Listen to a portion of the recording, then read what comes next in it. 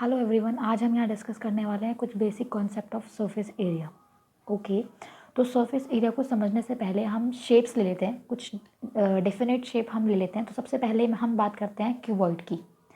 तो क्यूबॉइड क्या होता है? क्यूबॉइड रेक्टेंगल से मिलके बना होता है। ठीक है, इस तरीके की मैंने एक कॉपी ली है जिसमें रेक्टेंगल है, ये हमारा रेक्टेंगल शेप है। Then this is also a rectangle, this is also a rectangle. तो कितने फेसेस इसमें? How many faces we have in a cuboid? So we have total 6 faces. तो एक फेस ये हो गया, ठीक है, एक फेस हमारा ये हो गया, देन एक फेस हमारा ये हो गया। इस तरीके से हमारे पास टोटल कितने फेसेस हैं? 1, देन इसके नीचे 2, 3, 4, 5 एंड देन ये हो गया हमारे पास 6। ठीक है, तो हमारे पास टोटल 6 फेसेस हैं एक क्यूबॉइड में।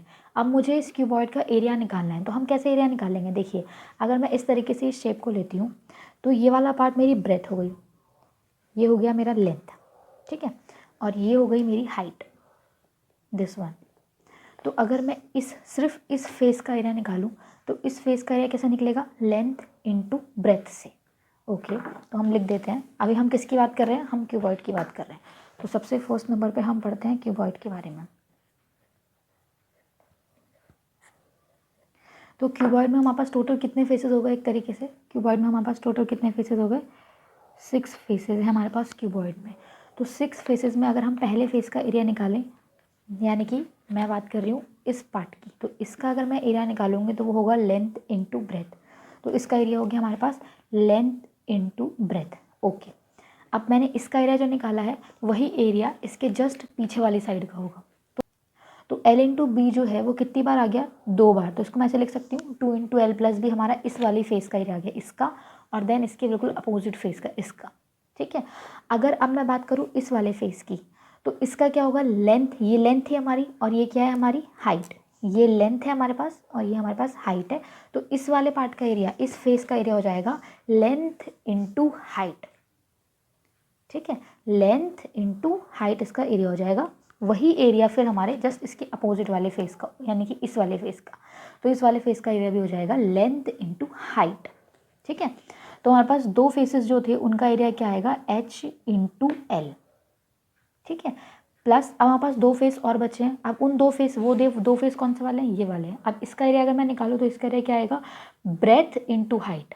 ठीक है, ये हमारी ब्रेथ थी और ये हमारी हाइट है। तो इसका एरिया निकालने के लिए हम ब्रेथ इंटू हाइट करेंगे, तो ये भी टू टाइम्स हो जाएगा, क्योंकि एक ये है और इसके जस्ट अपोजिट वाला एक ये है हमारे पास। तो इसका एरिया हो गया 2 इंटू ब्रेथ इंटू हाइट। तो अगर मैं टोटल 6 फेसेस का एरिया काउंट करूं, यानी कि टोटल एरिया काउंट करूं कि क्यूबॉइड का टोटल एरिया क्या होगा, तो वो हो जाएगा 2LB plus 2HL plus 2BH। ठीक है, जिसको शॉर्ट में हम ऐसे लिख देते हैं 2LB plus BH plus HL। सो जो ये एरिया हमारा आया है, ये एरिया किसका आ गया हमारे पास? Total surface area of cuboid. अब मैंने इसे टोटल क्यों बोला? क्योंकि हमने इसमें ऑल 6 फेसेस को इंक्लूड कर दिया है, इसीलिए हम इसको बोलते हैं ये टोटल सरफेस एरिया। ठीक है, अब नेक्स्ट हमारे पास आता है lateral surface area. Lateral surface area, या फिर हम कह सकते हैं कर्व्ड सरफेस एरिया। तो कर्व्ड सरफेस एरिया में क्या होता है?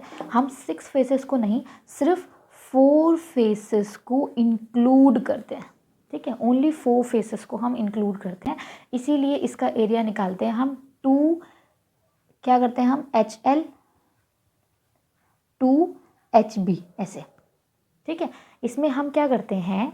ये L इंटू बी वाला जो पार्ट है वो नहीं लेते, हम ये वाला पार्ट ले लिया हमने और ये वाला पार्ट। सिर्फ हम, जैसे अगर हमारे पास, हम रूम का एग्जांपल लें तो रूम में हम सिर्फ जो दीवारें खड़ी हुई हैं, हम नीचे वाली नहीं ली, हमने बेस नहीं लिया और हमने क्या नहीं लिया? टॉप नहीं लिया। हमने बेस को और रूफ टॉप को बोल सकते हैं कि छोड़ दिया। हमने सिर्फ ये वाली 4 दीवारें ली हैं जो ऐसे हैं और जो ऐसे हैं, हमने वो 4 दीवारें ली हैं, इसीलिए हमने हाइट वाला कॉन्सेप्ट लिया है।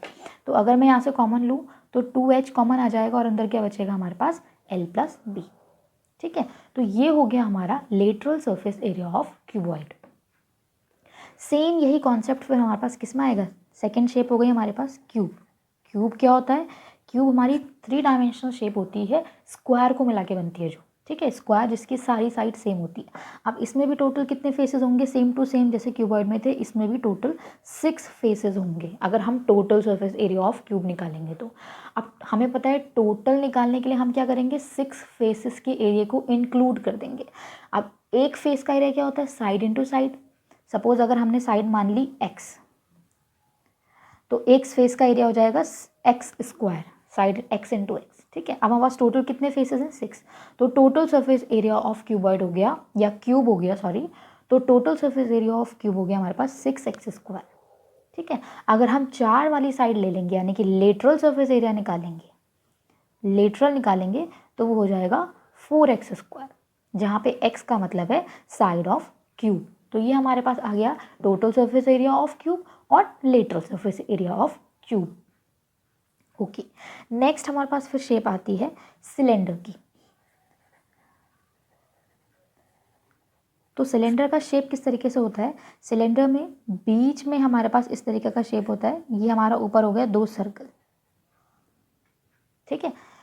तो अगर मुझे इसका एरिया निकालना है, कर्व्ड एरिया, तो कर्व्ड एरिया क्या होगा, इसका जो कर्व वाला पार्ट है, तो कर्व कैसे बनेगा, तो जो सिलेंडर है उसका एरिया कैसा निकालेंगे हम, उसका एरिया निकालने के लिए हमें क्या लेना है, एरिया ऑफ दिस पार्ट और एरिया ऑफ 2 सर्कल।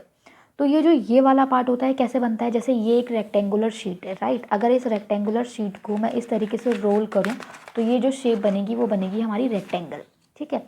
तो जो कर्व्ड वाला पार्ट होता है, कर्व्ड यानी कि जैसे सपोज ये हमारे पास सिलेंडर है, ठीक है, अगर मैं इसका कर्व्ड वाला पार्ट कहती हूँ तो कर्व वाला पार्ट मतलब ये वाले पार्ट की बात कर रही हूँ, उसमें मैंने सर्कल्स को इंक्लूड नहीं किया है, ठीक है, कर्व्ड वाले पार्ट में।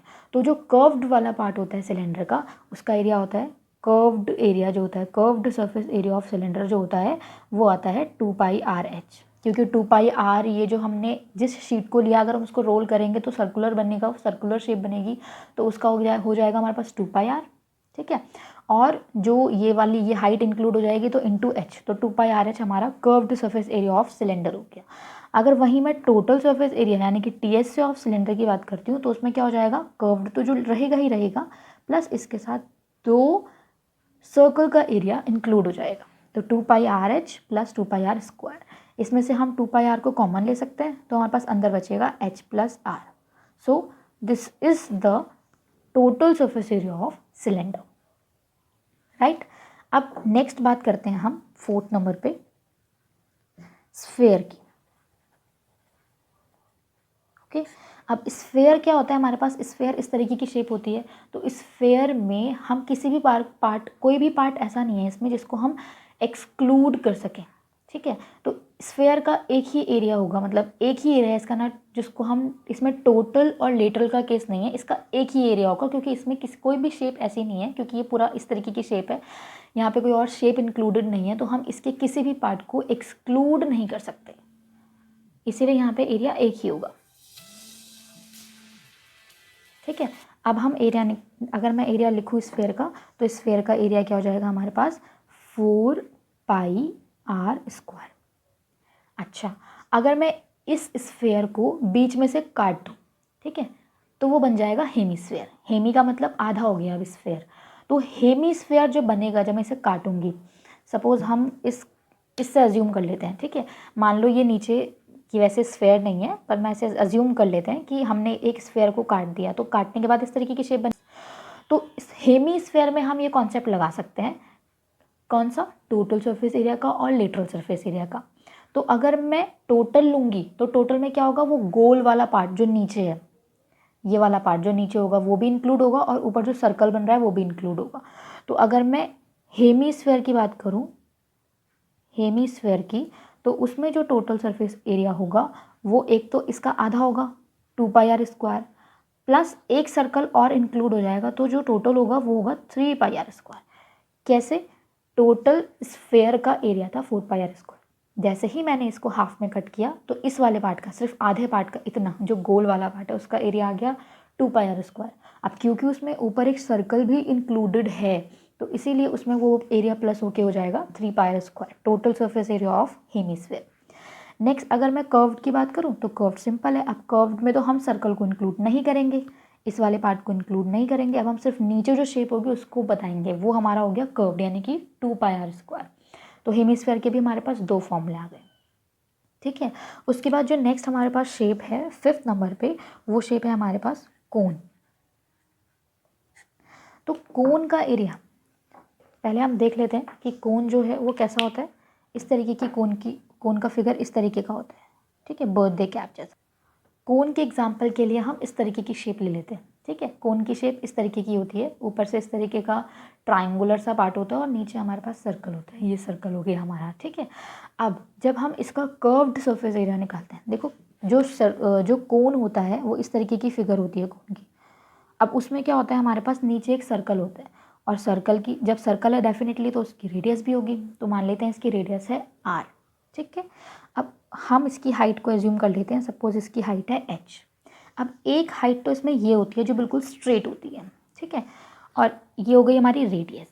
और एक ये वाला पार्ट इसमें नया आ जाता है जिसको हम बोलते हैं L से डिनोट करते हैं और इसको हम बोलते हैं slant height. Slant height. Okay, तो ये जो h और r हैं ये एक दूसरे पर परपेंडिकुलर होते हैं।